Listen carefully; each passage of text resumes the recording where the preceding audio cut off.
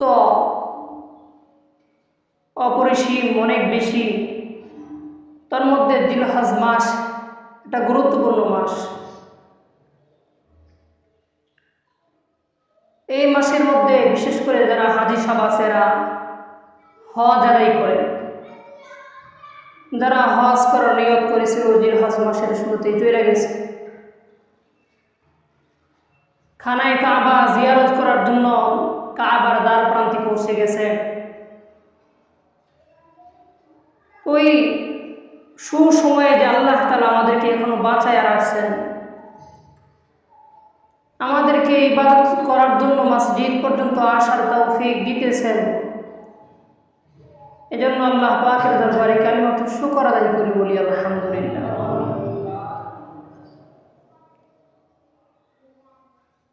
জিলহজ মাস বলেছি অনেক গুরুত্বপূর্ণ একটা মাস। জিলহজ মাসের 10 তারিখ আমরা একটা উৎসব উদযাপন করি, যাকে বলা হয় ঈদুল আজহা। সহজে আমরা বলি কুরবানির ঈদ। জিলহজ মাসে নিয়ম হচ্ছে শুরু থেকে কিছু আমল ইত্যাদি করা। জিলহজ মাসের একটা আমল হচ্ছে,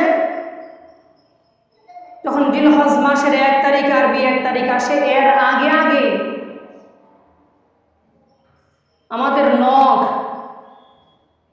পরে চুল, যত শরীরে যত ধরনের পশম ইত্যাদি আছে, সর্বপ্রকারের পশম ইত্যাদি জিলহজ মাস আসার আগে আগে কাইটা ফেলে। এই টাইমটা আজকের সন্ধ্যা পর্যন্ত আছে, এখনো বাকি আছে।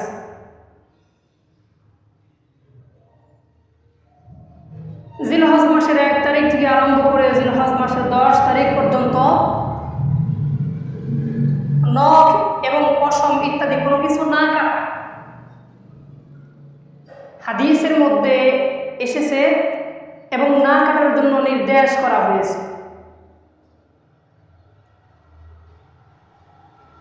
জন্য সাহাবায়ে কেরাম রাদিয়াল্লাহু তাআলা আনহুম আল্লাহর নবীর জবান থেকে যা শুনতেন অক্ষরে অক্ষরে তা পালন করার চেষ্টা করতেন। কোনো সময় আমরা বলি 1.5 সপ্তাহে নখ তারপরে পশম ইত্যাদি যা কিছু আছে বর্জন করা, কাটার, এগুলো কাইটা ফেলা। আবার কোনো সময় আল্লাহর নবীর নির্দেশ না কাটা। কোনো সময় নামাজ পড়াটা আল্লাহ পাকের নির্দেশ, আবার কোনো সময় না পড়াটা এটা আল্লাহ পাকের নির্দেশ। রোজা রাখা এটা আল্লাহ পাকের কোনো সময় নির্দেশ, আবার কোনো সময় নিষেধ। নামাজ পড়া সওয়াবের কাম। জুমার নামাজ আমরা ফরজ নামাজ 2 রাকাত পড়ি। আপনি মনে করলেন সপ্তাহে একটা দিন, পবিত্র দিন, নামাজ পড়া তো বড় কাম। এই জুমা যেহেতু আইছি, আর জীবনের সময় ভাই কিনা ঠিক নাই, আজকে 2 রাকাত পড়তাম না, 4 রাকাত পড়ব, সব হইব কেন? এটা নবীর তরিকা না, এটা আল্লাহর নির্দেশ। এটার মধ্যে না, আল্লাহ এবং আল্লাহর নবীর নির্দেশ হচ্ছে জুমার নামাজ ফরজ কত রাকাত? 2 রাকাত। জন্য সাহাবায়ে কেরাম যেমনি নবীর কাছ থেকে শুনছে ওই রকমই আমল করার চেষ্টা করছে। জিলহজ মাসের চাঁদ উদয় হওয়ার আগে আগে আমাদের 1 নম্বর আমল হচ্ছে আমরা শরীরের যত পশম ইত্যাদি আছে, নাভির নিচের পশম আছে, তারপরে মুছ আছে, মাথার চুল আছে, আগে আগে কাইটা ফেলে। এর আগ পর্যন্ত একবারে কুরবানি করার আগ পর্যন্ত আর না কাটে। এটার মাধ্যমে লাভ কি হয়? হাজি সাহেব যারা হজ করতে গেছে, এখানে গেলে পাগল বেশে, কোনো কিছু ঠিক নাই,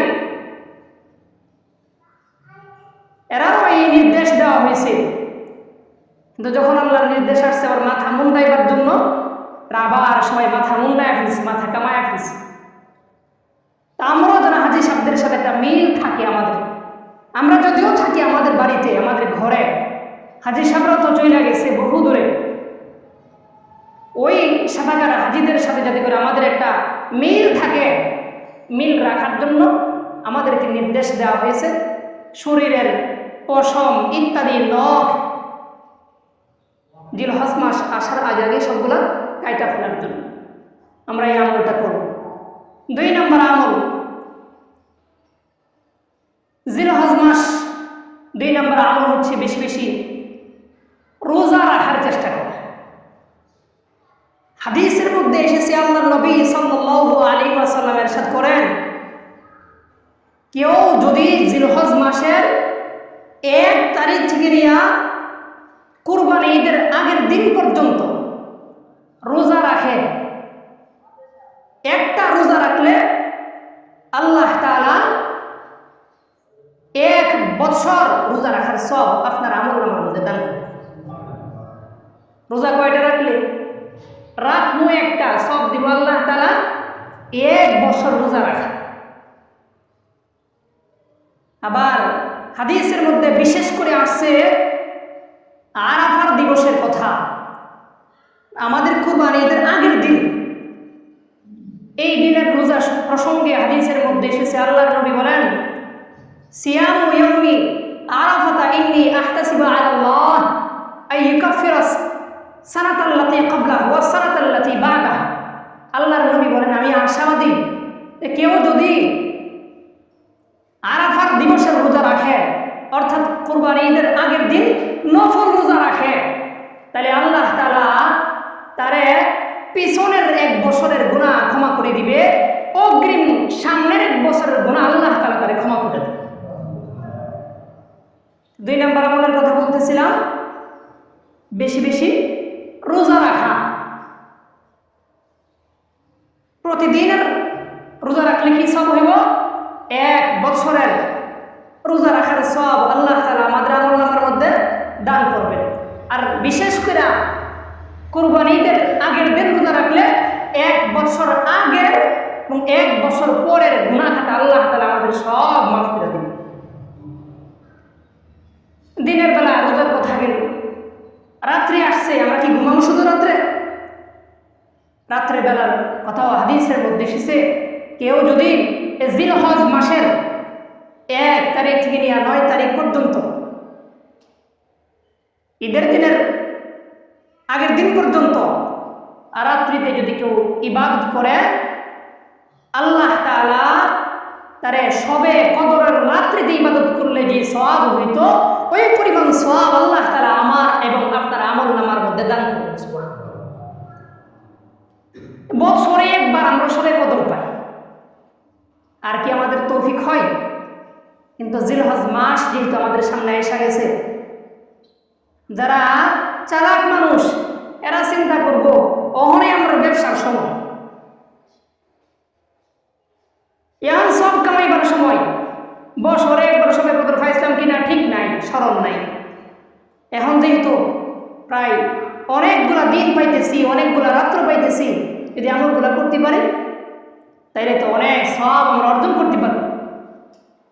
তাহলে 1 নম্বর আমলের কথাও বললাম, 2 নম্বর রোজার কথাও বললাম, আর রাত্রিবেলা ইবাদত বন্দেগী বেশি বেশি করার কথা আলোচনা করলাম। 3 নম্বর আমল, হাদিসের মধ্যে এসেছে আল্লাহর নবী সাল্লাল্লাহু আলাইহি ওয়াসাল্লাম জিলহজ মাস আসলে বেশি বেশি জিকির আজকার করতেন, বেশি বেশি সুবহানাল্লাহ সুবহানাল্লাহ আলহামদুলিল্লাহ লা ইলাহা ইল্লাল্লাহ আল্লাহু আকবার বেশি বেশি পড়ি। এক মুরব্বী বলতেছে, লা ইলাহা ইল্লাল্লাহ পড়তে যে অনেক সহজ লাগে, বলতেছে যে এই লা ইলাহা ইল্লাল্লাহ পড়তে সহজ লাগে অনেক বেশি। মৌলভী সাহেব জিজ্ঞাসা করে, ও কেন জানো? লা ইলাহা ইল্লাল্লাহ সহজ করে আল্লাহ তাআলা এটারে উম্মতের জন্য বরাদ্দ করে রাখছে, উম্মত যাতে করে লা ইলাহা ইল্লাল্লাহ বলতে কষ্ট না লাগে। বেশি যদি কষ্ট অনুভব কইরা এই জিকিরটা করুন লাগে, উম্মতের জন্য লা ইলাহা ইল্লাল্লাহ করতে কষ্ট হয়ে যাবে। দেখা যায় এখানে সামান্য জিহ্বাটা একটু নাড়াইলেই হয়, মুখ বেশি নাড়ানো লাগে না, দাঁতেরও এত বেশি নাড়াইবার প্রয়োজন নাই, সামান্য একটু জিহ্বাটা নাড়াইলে লা ইলাহা ইল্লাল্লাহ পড়া সহজ হয়ে যায়। লা ইলাহা ইল্লাল্লাহ মানে আল্লাহ ছাড়া কোনো মাবুদ নাই, এই কথা গাওয়াজ দেওয়া, সাক্ষ্য দেওয়া। ওই জন্য আল্লাহ তাআলা আমরা তো মহব্বত করে, এই জন্য আমাদের জন্য ছোট ইবাদতটারে আল্লাহ তাআলা অনেক সহজ করে দিচ্ছে। আমরা যাতে করে অল্প সময়ের মধ্যে অনেক সওয়াব আমরা অর্জন করতে পারি। আগেকার উম্মতরা লম্বা হায়াত পাইত, 200, 300, 500 বছর হায়াত পাইছে, আর আমরা হায়াত কত বছর পাই? একেবারে অল্প। হাদিসের মধ্যে এসেছে আখির নবীর উম্মতের গড় বয়সটা 60 থেকে 70 বছর। আমরা বেশিরভাগ দেখবেন যে আমাদের সমাজের যারা আছে এই 60-70 বছর 80 বছরের ভিতরে এরা কবরে চলে যায়, আর বাস্তব সংখ্যায় একেবারে কম। হায়াতটা আমরা আল্লাহ তাআলা একেবারে সংক্ষেপ করছে। তো একের ভিতরে আল্লাহ তাআলা অনেক অফার আমাদের জন্য রাখছে, সুবর্ণ সুযোগ রাখছে। এই জন্য হাদিসের মধ্যে এসেছে কেউ যদি এই জিলহজ মাসের 1 তারিখ থেকে 9 তারিখ পর্যন্ত দিনের বেলা রোজা রাখে, আল্লাহ তাআলা মহাব্বত কইরা ভালোবাসা বান্দারে একদিন রোজা রাখবো, কিন্তু আল্লাহ তাআলা তারে 1 বছরের রোজা রাখার সওয়াব তার আমলনামার মধ্যে আল্লাহ তাআলা দিয়ে দেবে। আর রাতে যদি ইবাদত করি, কেউ যদি 9 রাত্রি ইবাদত করে, কি মনে করেন 9টা আসরে কদর এর সওয়াব আল্লাহ তাআলা তার আমলনামার মধ্যে দান করে। এরপরে আসতেছে তাকবীরে তাশরিক, আল্লাহু আকবার, আল্লাহু আকবার, লা ইলাহা ইল্লাল্লাহ, আল্লাহু আকবার, আল্লাহু আকবার, ওয়ালিল্লাহিল হামদ। এটাও একটা জিকির। এটা মোট 23 ওয়াক্ত।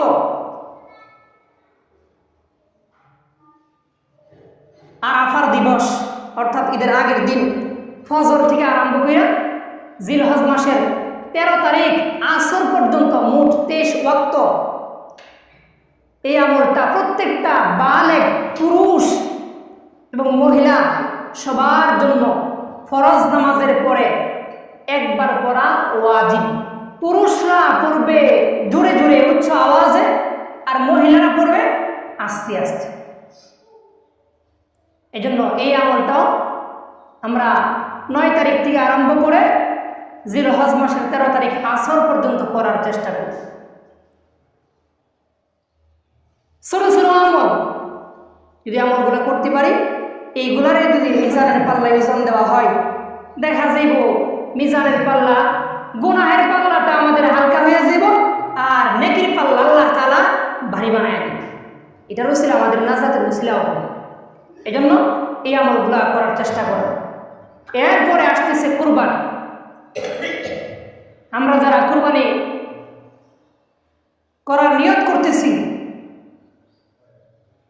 আরো ভালোভাবে নিয়ত করা যে আমরা যারা সামর্থ্যবান আছি সমাজের, এরা আমরা সবাই কুরবানি করি।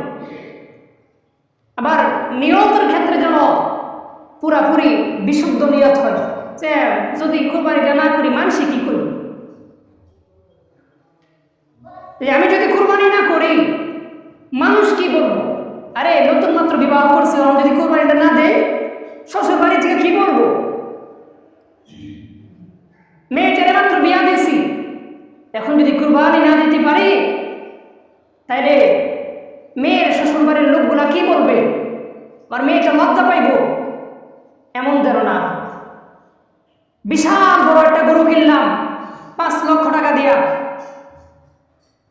মানুষকে দেখানোই আমার উদ্দেশ্য, যে মানুষ দেখো আমরা এই গ্রামের মধ্যে সবচেয়ে বড় কুরবানি করছি, মানুষ বলবে অমুকে 5 লক্ষ টাকা দিয়ে একটা গরু কিনছে, অমুকে এত লক্ষ টাকা দিয়ে এত টাকা খরচ করে কুরবানি একা দিতেছে। মানুষের বাহ পাইলাম, কিন্তু আল্লাহর কাছ থেকে কিচ্ছু পাইলাম না, তো আমরা মনে করতে হবে আমরা কপাল পোড়া। আমরা সব কিছু করলাম, কষ্টও করলাম, তো সফলতা অর্জন করতে পারলাম না, আল্লাহ তাআলার কাছ থেকে আমরা কিছুই পাইলাম। যদি নিয়তটা একটু বিশুদ্ধ থাকতো, একেবারে সরিষার দানা পরিমাণ যদি আমরা দান করতাম, আল্লাহর রাহে খরচ করতাম, এটারে আল্লাহ তাআলা বাড়াইতে উহুদ পাহাড় সম পরিমাণ আল্লাহ তাআলা বাড়ায় ফেলছে। আর দান করছে উহুদ পাহাড় সম পরিমাণ। নিয়তটা বিশুদ্ধ না, নিয়ত ভালো না, মানুষকে দেখানোর উদ্দেশ্য, তাইলে পাহাড় পরিমাণ দান করলেও সরিষা পরিমাণ সওয়াবও আল্লাহ তাআলার কাছ থেকে আমি আর আপনি আশা পোষণ করতে পারি। এজন্য আল্লাহর নবী হাদিসের মধ্যে এসেছে, আল্লাহর নবী বলেন, ইন্নাল্লাহা লা ইয়ানজুরু ইলা সুওয়ারিকুম ওয়া আমওয়ালিকুম ওয়ালাকিন ইয়ানজুরু ইলা কুলুবিকুম ওয়া আ'মালিকুম। নিশ্চয়ই আল্লাহ তাআলা মানুষের বাহ্যিক সূরত দেখে না, কে সুন্দর আর কে কালো, কার অর্থ সম্পদ আছে কার অর্থ সম্পদ নাই, এটা আল্লাহ তাআলা দেখে না। আল্লাহ দেখে কি? ওয়ালাকিন ইয়ানজুরু, কিন্তু আল্লাহ তাআলা দেখে ওয়ালাকিন ইয়ানজুরু ইলা কুলুবিকুম ওয়া আ'মালিকুম। হাদিসের মধ্যে নবী বলেন, আল্লাহ তাআলা তোমাদের অন্তর দেখে, আল্লাহ তাআলা তোমাদের বিশুদ্ধ আমল দেখে। এজন্য আমাদের নিয়তটাও ঠিক করা, যে কুরবানি করবো আমরা একমাত্র আল্লাহর জন্যই করব। আর টাকা পয়সা আছে, নিয়ত করতেছে যে যদি কুরবানি দিতাম যাই 7 ভাগের 1 ভাগ, এরপরও দেখা যায় সর্বনিম্ন 15,000 টাকা লাগে। এই 15,000 টাকা খরচ করা দরকার নাই। যে কেউ মনে করে হাদিসের মধ্যে তার ব্যাপারে ধমকি আসছে, আল্লাহর নবী বলেন, মান ওয়াজাদা লাহু সাআতুন ওয়া লাম ইউদাহি ফালা ইয়াকরুবান্না মুসাল্লানা। আল্লাহর নবী বলতেছেন, যার সামর্থ্য আছে, যার তৌফিক আছে কুরবানি করার মতো, ওয়া লাম ইউদাহি, কিন্তু সে কুরবানি করলো না, ফালা ইয়াকরুবান্না মুসাল্লানা। আল্লাহর নবী তারপরে গুসা হয়ে বলতেছে, খবরদার সে যেন আমাদের ঈদগাহে না আসে, সে যেন ঈদের মাঠে নামাজ পড়তে না যায়। কুরবানি করার জন্য সে পশু ক্রয় করলো না, নিয়ত করছে না, কুরবানি করবে না, তার কিসের নামাজ? আবার এমনও হয়ে যায় যে আমরা কুরবানির পশু কেনার জন্য সবাই অনেক আনন্দ ফুর্তি করতেছি, গরু কিনতে গেছি, মহিষ কিনতেছি, যাদের তৌফিক আছে উট কিনতেছে, কুরবানি করতেছে, দুম্বা কুরবানি করতেছে। দেখা যায় জোহরও চইলা গেছে, আসরও চইলা গেছে, আবার আসার সময় মাগরিবও চইলা গেছে, গরু দেখতে দেখতে এশাও কাটায় গেছে। জোহরও নাই, আসরও নাই, মাগরিবও নাই, এশাও নাই। এমন কুরবানির আল্লাহ পাকের কাছে কোনো দাম নেই। এমন কুরবানি দিলে যেই কুরবানি করার সামান্য একটা ওয়াজিব কাজ করতে গিয়ে ফরজ হইতে জায়গা, হাসরের মাঠে যদি আল্লাহ তাআলা আমার আপনারা জিজ্ঞাসা করে, ওয়াজিব পালন করতে গিয়ে তুই ফরজ ছাইড়া দিবি, লাভ কি হইল? লাভের চাইতে ক্ষতি বেশি হয়েছে। এজন্য আমাদের দ্বারা এমন না হয়ে যা, মানে ঈদের দিনও বিশেষ করে দেখা যায় কুরবানির গোশত বানাইতে বানাইতে জামাতের সাথে নামাজ পড়ে না, জোহরে নামাজ পড়ে না, জোহর নয় আসর নয়, আসর গেছে গা খাওয়াত আর জোহর চইলা গেছে গোশত বানাইবার মধ্যে, গোশত তৈয়ারিতে। এজন্য আল্লাহ পাক আমাদেরকে যেন সঠিকভাবে এই জিলহজ মাসের প্রাথমিক 10টা দিন আমাদের সামনে আসতেছে, 10টা দিন আমরা বেশি বেশি ইবাদত বন্দেগী করব, আমলগুলা করব। আল্লাহ পাক যেন আমাদের সবাইকে সহি নিয়তে আমল করার তৌফিক নসিব করেন। সবাই বলি আমিন।